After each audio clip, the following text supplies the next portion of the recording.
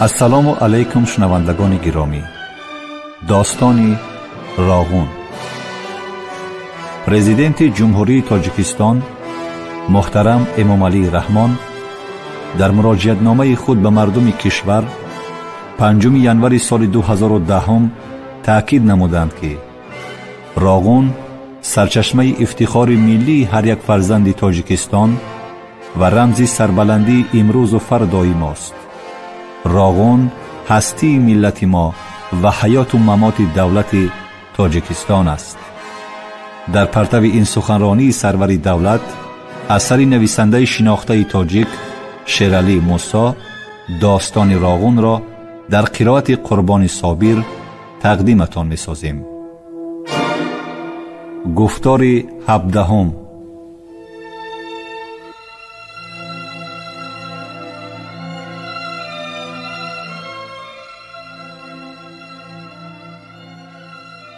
نگفتید که حلال کار کنید و شب آرام خواب روید. راستی گفتم، یک بار نه چند بار، بفایده. نمیدانم چی کار کنم. من میدانم، گفت خیرالله. 3 روز مهلت دهید. نبستند رست کنید. تمام و سلام. این چه خیل؟ هیچ غم نه، نترسید.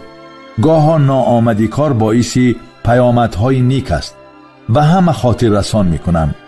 وجدان آرام، بالینی راحت. ولی چی چاره که 5 پنجه برابر نیست. بیشک همه راهبران در یک سطح قرار ندارند و داشته هم نمیتوانند. راغون هم استثنا نیست. یکی از راهبران لبی بهانه کشاد. طبع خیرالله خیره شد. ابرویش را چین کرده با دلتنگی گفت: باز بهانه. از تالار کسی عطسه زد. خیال نکن که آب در غلبیر می ایستد. وی از اسب فرامده باشد هم از ایزنگو نمی فرامد. باز لب به حسرت می کشاید، می نالد، شکایت می کند، طلب به میان می گذارد. اما چقدر سنگین بود شنیدن این حرفا. خیرالله بر روی میز نگریسته لحظه خاموشی اختیار کرد. بعد رو به سردار آورد و قیافش در هم شد و گفت: گوش کن، صبر مرا نسنج. طاقت من هم حد دارد.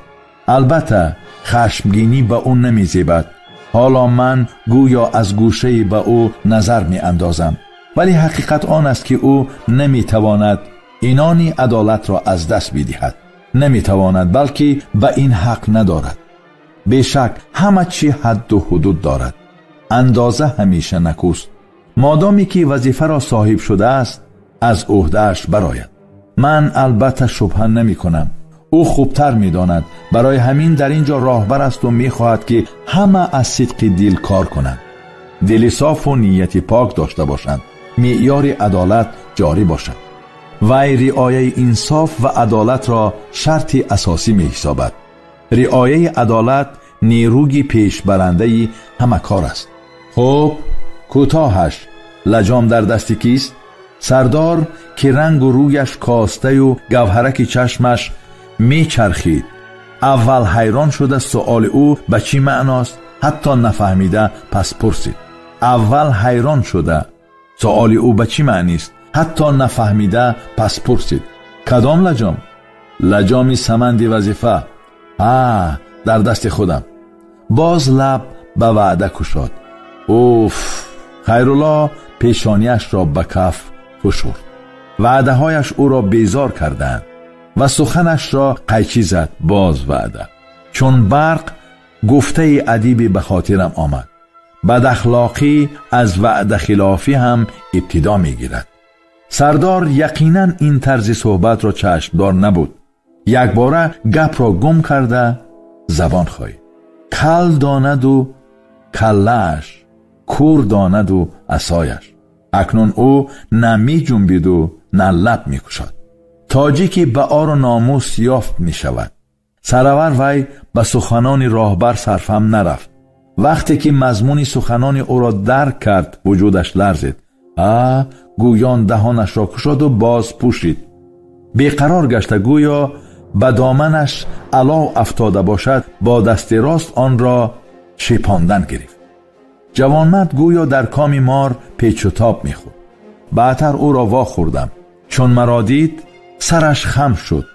خود کرده را دوانیست و ویلای پنهانی.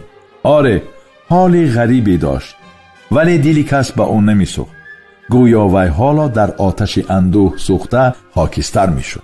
بعد از فرصت مناسب استفاده برده از خیرالله پرسیدم که آیا به او گذشت می کند.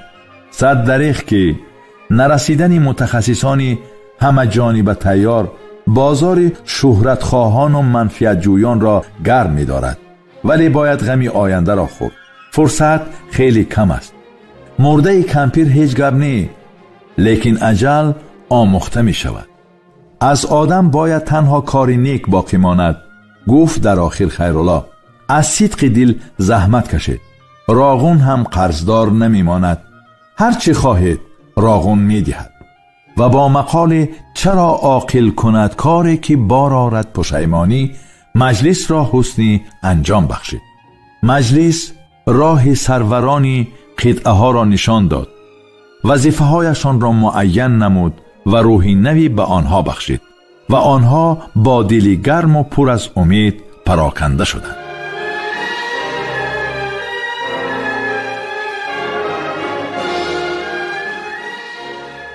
تفس هوا شکسته بود. باد سیرون سر و روی را نوازش کرده به کس روح و حلاوت تازه می بخشید.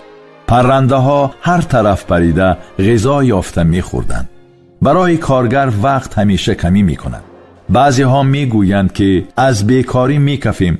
خیرالله باشد حتی برای سرخاری وقت نمی یابد. شب کی خواب می رود و کی می خیزد کسی نمی داند. یکی می بینی که ساعت 3 شب با چراغک در یگان قطعه پیدا می شود. و عجیبش آن است که چنین ریجه کار سالها باز ادامه می یابد، ولی خیرالله اسایف را همیشه بردم، خرسند، حتی خوشبخت می بیند.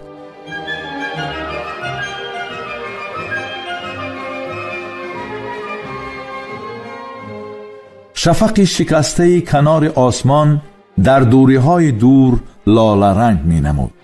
در لبیجر درخت سفیدار قد کشیده بود و از وزش باد برگ و شاخه‌هایش سبوک سبوک الوانج می خوردن. دست لرزان سفیدار گویا به من راهی سفید آرزو می کرد. نیروی جسم و فروغ چهره خیرالله اسایف اندیشم را بال می بخشید. بال پرواز. آدمی که آب را مقدس دانسته به خدمت خلق کمر بسته است، حتما آبرو یافته گلی سر سبت جمعیت می شود.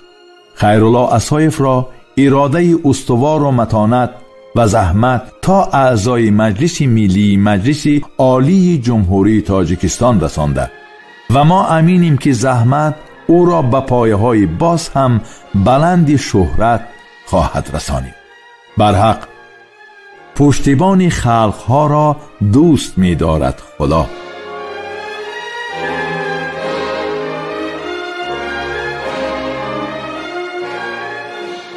انجام.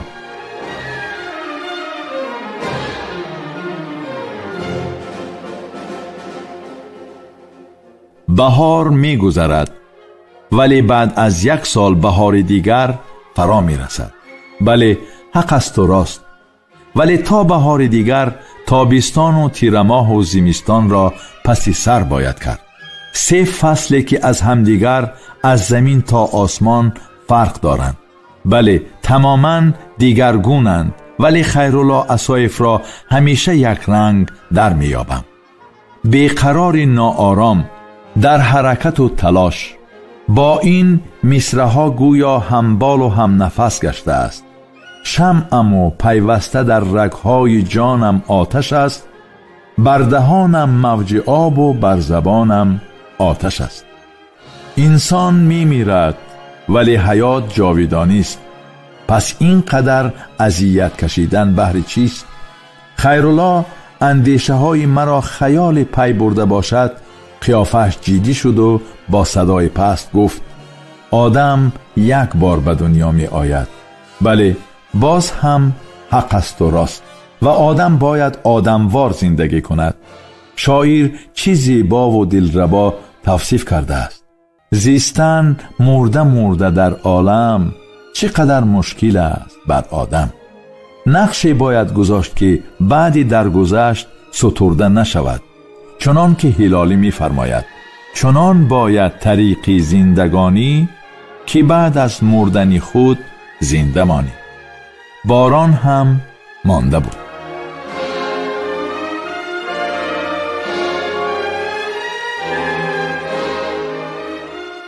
آفتاب عالمتاب که به نظر پرنورتر و گرمتر می نمود در بحر بیکنار افق شنا داشت. اعجاز آفتاب و باران تیر و کمان چهره نمایید. خیرالله دقیقه تعجب کنان به آن چشم دوخت. بعد چهرهش تغییر یافت. معلوم بود که چیزی او را به هیجان آورده است.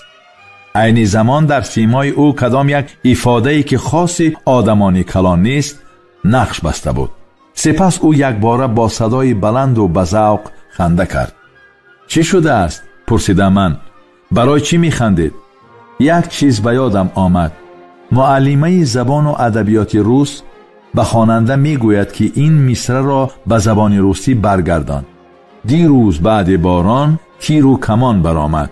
خواننده چنین ترجمه می کند: вчера после дождя пуля вышел из ружья.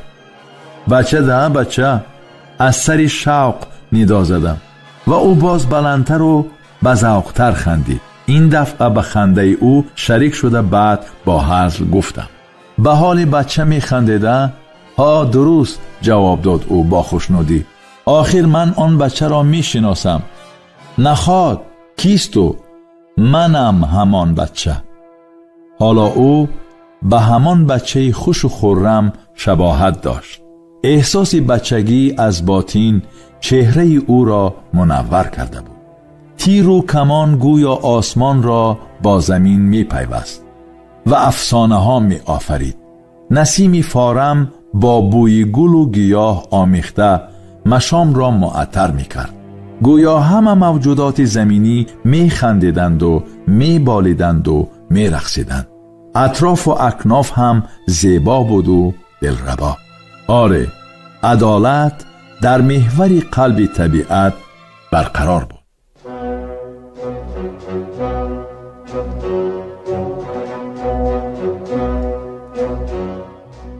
بهار به اوج رسید و فشار ترانزیت سر تاجیکستان سنگین تر گردید. از این عمل دولت ما صدها میلیون سامانی ضرر دید. تابستان نیز اذیت‌آور بود. روزها با عذاب علیمی پس سر می شدند. به قول شاعر: روزها می گذرند، روزها از سر ما، از دل ما می گذرند. گر نتوانیم حق خویش ستاندن از وقت، روزها هر یک چون قاتل ما می گذرند. تیر ماه فصل غلبیر از آب برداشتن است، ولی ژورنالیستان آن را تیر ماه بی حاصل راغون نامیدند. بالای سوخت نمکاب آمد به سرم از آنچه می ترسیدم. عالم تاجیک علیم خان برهانوف ضمن صحبتش با یک رسانه وطنی گفته است: تاجیکستان باید از بنیاد ایستگاه برقی آبی راغون دست کشد. اسنای بنیاد سربند نیروگاه به بلندی 335 متر برای ساکنان تاجیکستان و برخی همسایه کشورها خطری واقعی به وجود می آید. من مخالف اشدی بنیاد ایستگاه برقی آبی راغون و به همین مانند انشاءهای بزرگ الکترا انرژتیکی هستم. انا یا بگیر. به قول معروف: در زدم دیوار کفی، کرم زد و کورم زد، پس مانده کلوخ هم زد. پرزیدنت تاجیکستان امامعلی رحمان با افتخار بی پایان راغون سرچشمه افتخار ملی هر یک فرزند تاجیکستان و رمز سربلندی امروز و فردای ماست. راغون هستی ملت ما و حیات و ممات دولت تاجیکستان است میگوید. اما یک عالم تاجیک مقابل ساختمان آن میبراید. چی شده است به عالم ما؟ بیت شاعر به خاطرم میرسد: سنگ را گر ز راه نبردارید، خلق را سنگ پیش پا نشوید. اصلا راغون هم ردیف وطن است. شاعر کمال نصرالله تأکید میکند: وطن گفتن کم است ای جان وطن باش. مگر میتوان با چنین هموطن وطن ساخت؟ نه، هرگز. شاید پشیمان شود. اگر ها پس ها، اگر نه پس باید گفت من ناله ز بیگانه ندارم که دلم را که از هر چی رسیده است همه از خویش رسیده است. آسمان بارانی است و دلم طوفانی. میخواهم به همه دشمنان راغون با زبان آذر فریاد کشم: ای دل سیاهان، به نور تهمت نزنید. یک شهروند عادی، عبدالحمید دولتزاده، با ربایی مراجعت می کند: ای بیخردان، خرد به خود پیشه کنید. یک بار ز کار خویش اندیشه کنید. از بیخ کنید ریشه بخل و بدی. پاکیزه دل از کینه چو یک شیشه کنید. اما کجا؟ برعکس، دایره بحث نیروگاه برقی آبی راغون برای منطقه خطر دارد، وسعت تازه می گیرد. سبب این را شاعر چه خوب به قلم داده است: بمیرد ز هر کامیابت عدو، خنک می خورد ز آفتابت عدو. هفته‌نامه اسسر بیتی از تنی من نشتری بیخون می آید برون، تنگ چشمان جهان از بس فشارم دادند را آورده درست خلاصه می کند که این ایدئای کلاسیک تاجیک که منادی کشمکشی های هزار ساله میلت ما با تنگ چشمان هم پهلوست، امروز تابشی تازه دارد.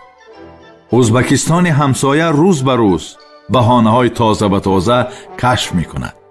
بله، همواره سنگی سقط سری تاجیکستان حواله می سازد.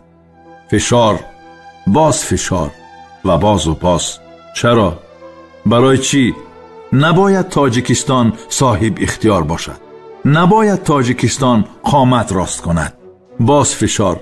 به قول استاد صدرالدین عینی: میل بر دیده گذارند و بگویند خموش، تیر بر سینه خلانند و بگویند منال. شب 16 به 17 نوامبر سال 2011 راه آهن ترمیز قرغان تپه را ترکاندند. یعنی باز هم فشار. همه فشارهای ازبکستان را با یک عباره می شود بیان کرد: آب در هاون گفتن. یعنی بیهودند این همه فشارها. سرمد می گوید: دلم با آنها می سوزد. با این همه فشارها خود به خود ضربه می زنند. روزها و ماهها پی هم سپری می شدند و اینک بهار سال 2012 هم فرا رسید. به قول پولاتالیس: گویا برادرم را دیدگی برین شدم، ولی بهار با آن همه زیبایی چشمگیرش تغییراتی در قضیه راغون وارد نساخت. لیکن دو خبر تن و روح را نوازش کرد. مبلغ‌های جمعیت سهامی کشاد نیروگاه برقی آبی راغون که در بانک‌های تجارتی کشور گذاشته شده بودند، در حجم 25 میلیون سامانی فایده آوردند. برای اجرای کارهای برقرارکنی در نیروگاه راغون 1.1 میلیارد سامانی مبلغ جدا کرده شد. بعدتر خبری به سرحد ارتش کشیدن ازبکستان همه را به تهلکه انداخت. وضعیت خیلی تیز و تند شد. گویا جنگ سر می شود. جمشید آه کشید و سر تکان داد. هوای بهار تأثیر کرده است. سرمد نیز آه کشید و با صدای غصه آلود گفت: بنا به گفته دکتران در بهار بسیار کسلی ها رو زده خروج می کنند. 24 اپریل پرزیدنت مملکت امامعلی رحمان وزیر کارهای خارجی فدراسیون روسیه سرگئی لاوروف را که با بازدید رسمی به دوشنبه آمده بود به حضور پذیرفت. سرگئی لاوروف گفت: ما سیاست استوار امامعلی رحمان را قدر کردیم. بله، سیاست امامعلی رحمان استوار و بشر دوستانه است. با چهره شکوفان گفت سرمد: این برای ما مایه افتخار است. رحمان ناگهان به فکر فرو رفت، گویا از خودش می پرسیده باشد، اما اندیشه هایش را به زبان آورد. جنگ می شده باشد. سرمد سر تکان داد: من فالبین نیستم که پیشگویی کنم، اما هیچگاه کلمه جنگ را به زبان نآور. رحمان هم پس نآمد: تا بد نگویی نیک پیش نآید گفتند. سرمد از خود نفرت میکرد، کاش قدرتی میداشت. ولی غیر چشم داشت گفت من طرفدار جنگم. تا کی صلح پرور میشویم؟ بس است. از تعجب به قول دهان همه واز ماند و سرمد خواند مثل آن نخل به باغ، مثل آن ترنه به دشت، هموطن ساعت خوف و خطر پای دوم خود از یاد ببر. از آذر.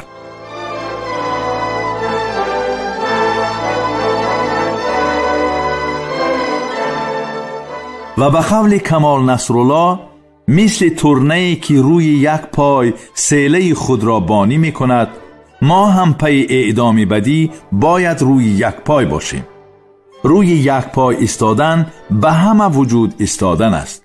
پای دوم را از یاد بردن یعنی قفا نگشتن، پای دوم را استفاده نکردن یعنی نگریختن است. همه خاموش چشم حیرت از سرمد نمی کندند. سرمد باز لب به سخن گشاد. این همه تهدید از ترس است. اگر بی‌دلوار گوییم در نظر چون شیر می غورند و لیک بزغالند. آفرین سرمد، عجب فرمودید. به وجد آمده گفت رحمان. دل ما را کوه بر این برداشتید. ما اکنون با خاطر جمع کار میکنیم. سپاسگزارانه گفت جمشید. چند نفر برابر ندا زدند. حق است و راست. کار در راغون جوش میزد. اما حامید آیف چون همیشه چهره گلگون و روحی بالیده نداشت. کم گپ، خسته، حزین و دلفگار می نمود. احوال چه خیل می شود؟ سر جنبانده لب کشاد او. بناگاه برویش گردی غم و اندوه نشست و مثل دردمند آه جگرسوز کشید. سبب پرسیدم، پاسخ نداد. حس کنجکاویم بالا گرفت. پس دلیل خیلی جدی موجود است. بعد از اندک خاموشی گفت بله. حامید آیف 22 ایون به آش نهار یک خویشش رفت. قابل جان ظریف نهد میخواند. خانشیر میدان غریب امر معروف میکرد. در گوش مردم میخواند. گویا آسمان نارضا بود که هر دم چراغک میدرخشید و رعد میغورید. ناگاه برق خاموش شد. یک بار حولی را خاموشی به اسارت خیش گرفت. به امر معروف می شود گفت که اما به برق نمی شود. عیب راغون با خنده استهزا گفت خانشیر میدان غریب که ایشان نام داشته است. لحظه پس باران به باریدن آغازید. خیلی جدی می بارید. یا توبه، گریبان به دست گرفت پیرمرد. سینم به 70 رسید و بار اول می بینم که در سرطان باران می بارد. می دانید گفتشان این عیب راغون. حامید با چشمان حیرت آلود بر روی او نگاه کرد. تو جدی می گویی؟ جدی. از روزی که ساختمان راغون را سر کردند هر روز یک بلای به سرمان می آید. راستی گپ نمی دانست خندد یا گرید. نه هرگز. آهسته گپ زن. شنوایی گوشهایم خوب. من دیگر خیلی گپ زدن نمی توانم. ایشان سفسطه خوانده ثابت کردنی می شد که در این کار راغون گناهکار است. این عمل او خشم و غضب حامید را برانگیخت. سفسطه نخوان. هر باری که نام راغون را به زبان می آری 3 بار استغفرالله بگوی و دهانت را چایقان. آی بیا اینقدر واهمه نکن گفتشان. کی می داند راغون ساخته می شود یا نه؟ هر کسی چنین عقیده دارد خطا اندر خطا می کند. در عرفه عید وحدت دوگویی به عدالتی روان است. اصلی حقیقت و عدالت و عدل و انصاف خواهد بود اگر بگوییم هر چیزی که می شود عیب تو بر این آدمان است. چی؟ خیلی شرمم می آید وقتی که یکی تلاش می کند خود را دانا نمایش دهد. آخر این مریضی است. پیرمرد او را دستگیری کرد. درست، حق به جانب توست. بعد به ایشان رو آورده افزود. خفه نشو پسرم. گوشهایت شنوا باشند هم عصبهایت ناجور است. من 5 سال شد که در راغون عرق جبین می ریزم. راغون یک سری خس هم طبیعت را ویران نکرده است. تو در راغون کار میکنی؟ همین تو؟ بله من. اندیشه بی دلیل هزیان است. دلیل داشته باشی بگو. دلیل؟ زبان ایشان گرفت و در آوردن دلیل عاجز و ناتوان ماند. اگر به من می بود در پیشانت می نوشتم مرگ بر بدبینان راغون باد. پس از نقل واقعه حامد آه سبوکی کشیده آرام گرفت و خیال او راحت شد، حتی خرسند هم شد. اگر دوستی خواهیم دست هم گیریم. اما ازبکستان از سازمان پیمان امنیت دست جمعی برآمد. پس آن میانه های ماه ایول خبر اختصار کردن 5000 کارگران راغون پخش شد. چقدر سنگین و دردناک بود این خبر. از این خبر مثل این بود که سقف حجره روی سرم فرود آید. نخواد راغون بسته شود. از این فکر قلبم تند زد. سری پرسودا یک لحظه از خانه بدر می آید. غم راغون مرا پخش می کند. عجبم آمد که در کوچه های دوشنبه از این خصوص گپ نیست. رو به رسانه ها آوردم. خبرها عمومی، بی دلیل و رقم، بی نام و نسب. به راغون رفتم، کسی را نیافتم.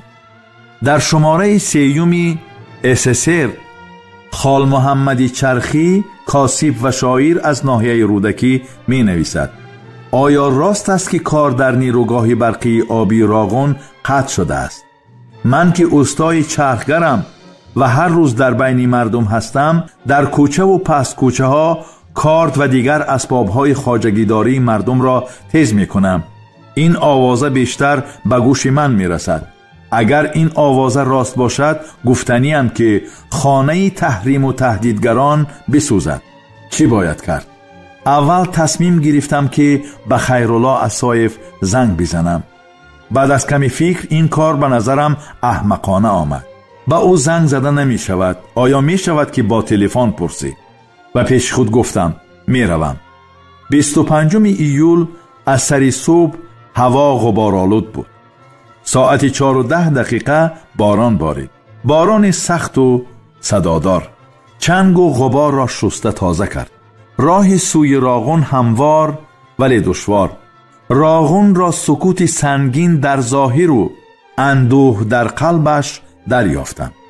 بلس‌های عظیم جوسه که یک لحظه آرام نداشتند، شب و روز در رواعا بودند، بری ببر قنطر به سکوت رفته بودند. نمیتوانم گفت که چقدر وقت رفت، ولی لحظه اول که راه میگشتم ترس داشتم. یکی از گریبانم میگیرد و میپرسد: تو می نوشتی؟ چرا چنین شد؟ نه، کسی گریبانم نگرفت، ولی غم این طفل ناز پرورم از گریبانم گرفت.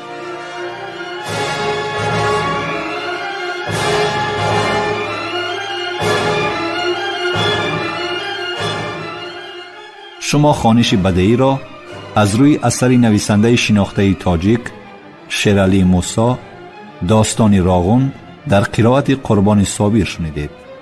کارگردان الهام کنجیف. پایان گفتار 17